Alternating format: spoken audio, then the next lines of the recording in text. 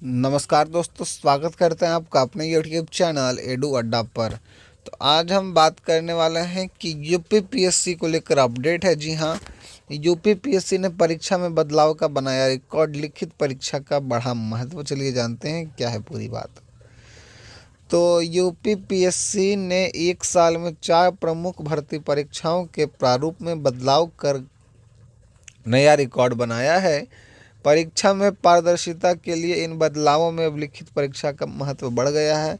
हालांकि बदलावों के बाद आयोग का विरोध का सामना भी करना पड़ा है। जी हाँ, इसी के साथ अगर बात कर ले कि आयोग की ओर से 17 दिसंबर 2024 को जारी सम्मिलित राज्य अभियंत्रण सेवा परीक्षा के विज्ञापन ने अभ्यर्थियों को चौंकाया।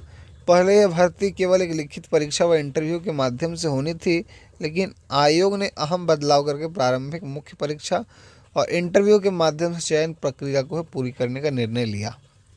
अब इसी में आगे बात करते हैं कि इसके साथ ही आयोग ने एक महत्वपूर्ण बदलाव करते हुए तय किया कि सम्मिलित राज्य अभियंत्रण सेवा की प्रारंभिक व मुख्य परीक्षा में वस्तुनिष्ठ प्रकार के सवाल जो हैं पूछे जाएंगे। दोनों ही परीक्षा में निगेटिव मार्किंग होगी। इस व्यवस्था ने अभ्यर्थियों के लिए चुनौती और बढ़ा दी। हालांकि प्रारंभिक परीक्षा के पाठ्यक्रम से लेकर अभ्यर्थियों ने अपना विरोध दर्ज कराया, लेकिन परीक्षा होने के बाद यह विवाद भी खत्म हो गया। अब इसी के साथ देखिए कि एलटी ग्रेड भर्ती में हुए 2 बड़े बदलाव। चलिए जानते हैं कौन से 2 बड़े बदलाव हुए हैं।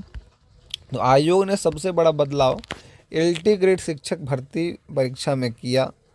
पहले यह भर्ती एक परीक्षा के माध्यम से होती थी, लेकिन आयोग ने 28 जुलाई 2025 को 2 बड़े बदलावों के साथ इस भर्ती का विज्ञापन जारी किया।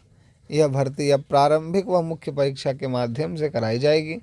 इसमें शामिल होने वाले शैक्षिक अर्हता के रूप में बीएड की डिग्री अनिवार्य कर दी गई है। पहले अनिवार्य अर्हता केवल परास्नातक की डिग्री थी। अब देखिए यहाँ बात करते हैं, जो कि हमने एलटी ग्रेड की बात कर ली।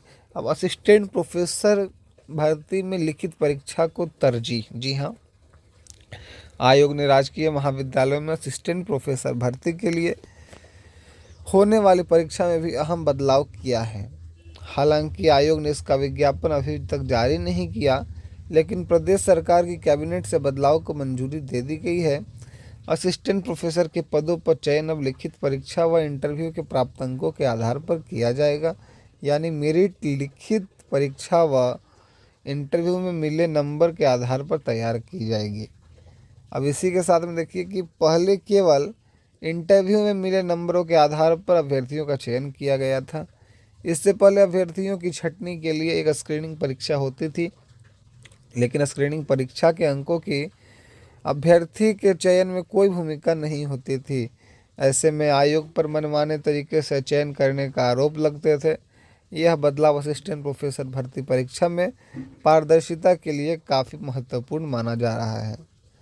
और इसी में देखिए कि आरओ प्री में 2 की जगह 1 प्रश्न पत्र। जी हाँ, आयोग ने समीक्षा अधिकारी यानी कि आरओ और सहायक समीक्षा अधिकारी एआरओ प्रारंभिक 2023 में भी एक महत्वपूर्ण बदलाव किया और 2 की जगह केवल 1 प्रश्न पत्र कर दिया।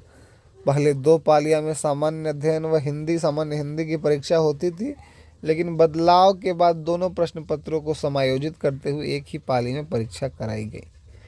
तो इसी के साथ बच्चों, अगर आपको यह पूरी जानकारी अच्छी लगी हो तो हमारे चैनल को सब्सक्राइब करने के साथ साथ बेल आइकन को प्रेस कर दीजिएगा। इसी के साथ आप हमारे सारे क्लासेस को अटेंड कीजिए। मिलते हैं फिर किस वीडियो के साथ में, तब तक के लिए जय हिंद, जय भारत, वंदे मातरम।